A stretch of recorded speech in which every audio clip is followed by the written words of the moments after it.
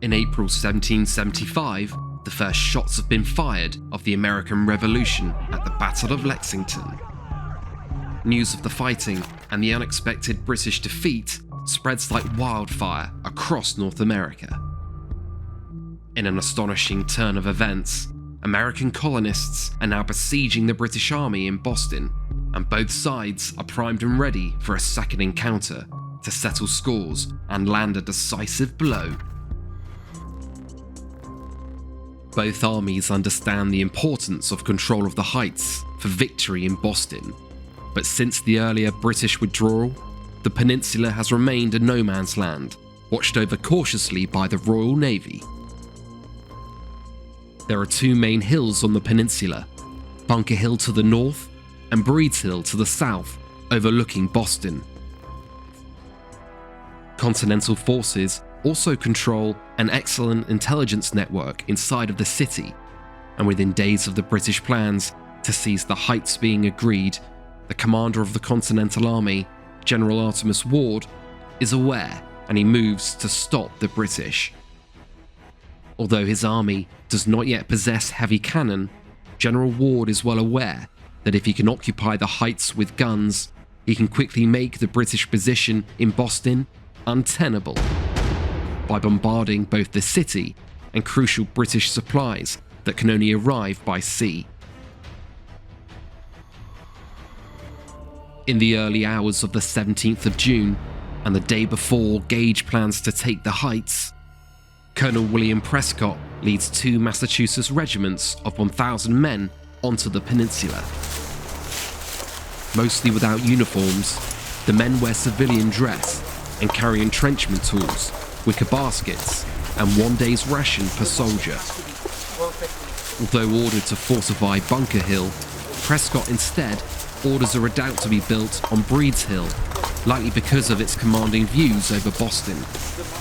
Prescott and his men dig trenches and an impressive square fortification with earthed walls and firing platforms 130 feet wide. The Continentals work at pace throughout the night, and as day starts to break, they are soon spotted by Royal Navy ships who open fire on their position.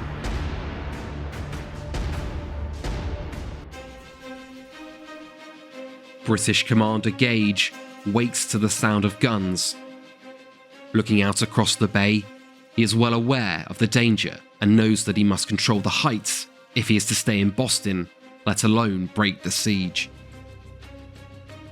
The troops are marshalled in Boston, and in the early afternoon, Gage orders General Howe to lead 2,000 British regulars and storm the heights. The British row across the bay in longboats, their bayonets glinting in the hot sun. At 1 p.m, companies of light infantry, grenadiers, and marines begin landing to the east of Charlestown. Both sides call for reinforcements, and Continental forces from Connecticut arrive to reinforce Prescott's left flank, where they hastily build fletches, breastworks, and trenches. Over 3,000 men of the new Continental Army are now spread across the hills, including almost 2,000 concentrating around Breeds Hill. The British plan to envelop the redoubt by pushing through Continental defences along the right flank, while distracting and pinning the forces in the centre with a feint frontal assault.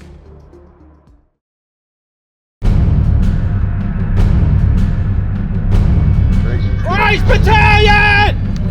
Company! Handle arms! Shoulder your! Shoulder your! Pilots! Pilots!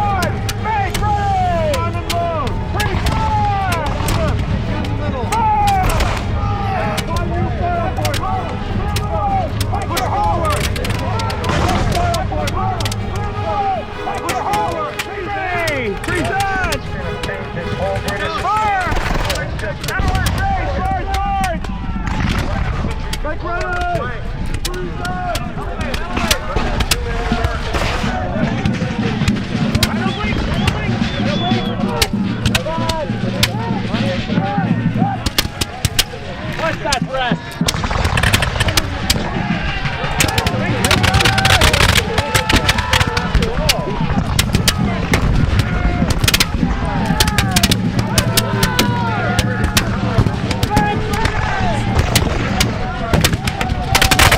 Make ready!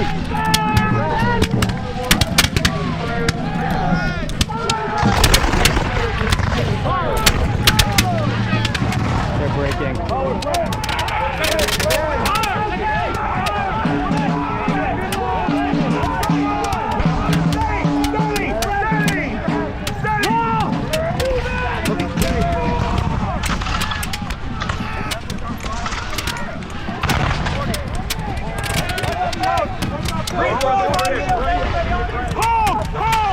Make ready!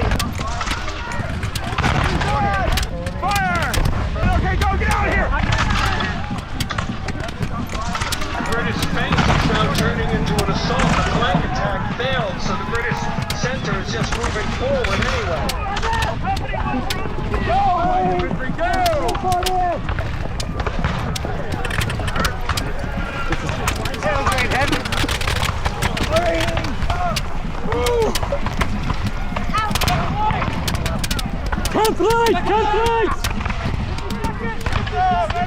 Translate! Doesn't matter!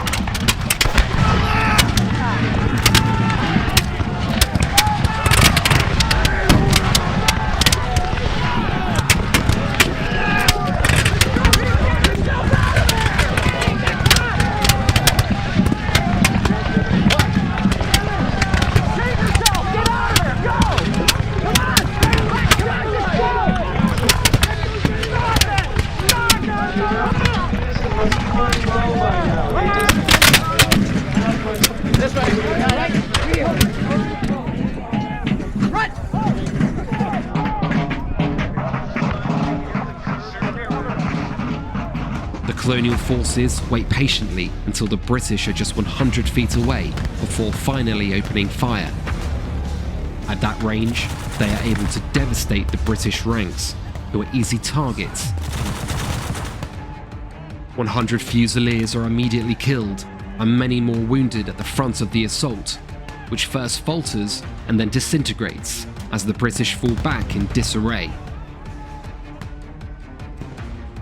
The secondary attack on the redoubt is met in a similar fashion, made worse by remaining snipers in Charlestown and the heat from the afternoon sun as the soldiers march up the hill in wool uniforms. British forces withdraw as the attack ends in failure, and General Howe regroups his men to the east of Charlestown.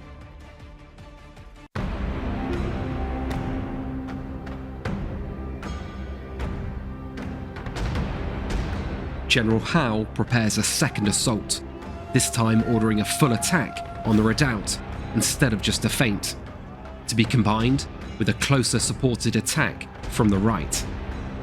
Howe still hopes to push through Continental lines and envelop the redoubt to capture or destroy the centre of colonial resistance.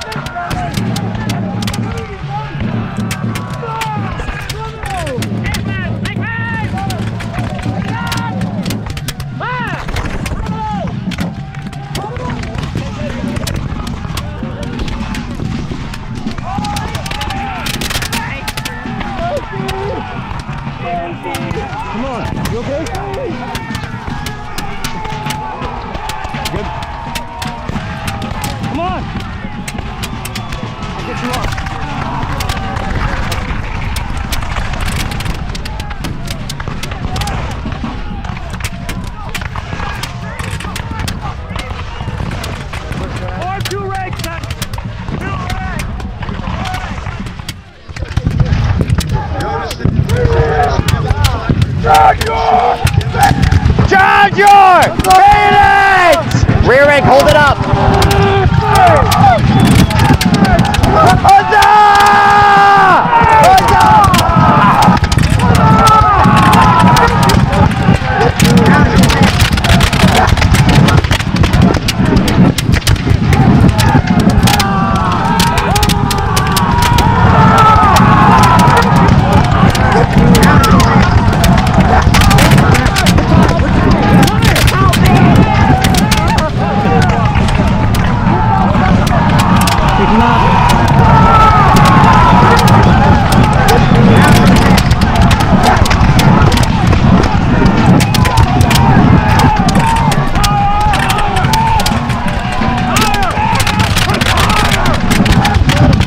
Retreat!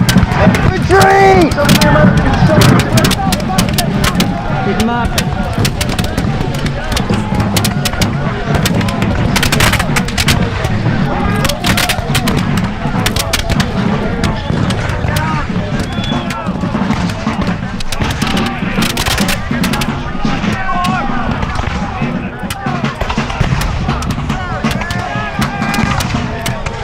Fucking chaos.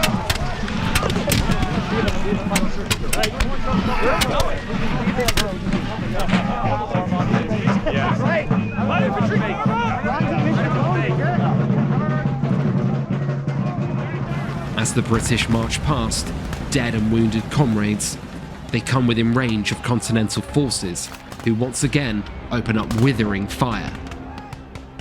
Resting rifles and muskets along their entrenched positions, the Continental forces make easy pickings of the British, whose officers decide to pause and reply with volley after volley of ineffectual fire instead of pushing on and directly assaulting the positions. They are once again thrown back with heavy casualties. But there is also now confusion in the Continental ranks as critical reinforcements arrive but remain directionless on Bunker Hill, while many others flee the field. Fresh supplies are also not coming through, leaving Prescott and its remaining men on Breed's Hill, now less than 1,000, running dangerously low on ammunition.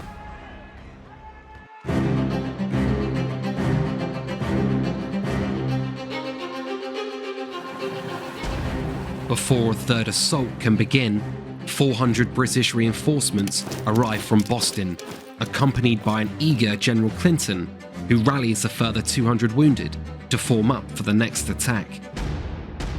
Howe, lightly shaken by the high casualties, now changes the formation of his men to columns and orders one large attack to be directed solely at the redoubt on Breed's Hill. He tells his men to drop their heavy packs and use their deadly bayonets, which the Continental Army, now short on ammunition, does not possess in large numbers. Drop packs! Alright. If you have them. Drop your packs! You Drop your packs! Drop your packs and Wait, you guys blankets! will have to scoop it all up. That was my magic.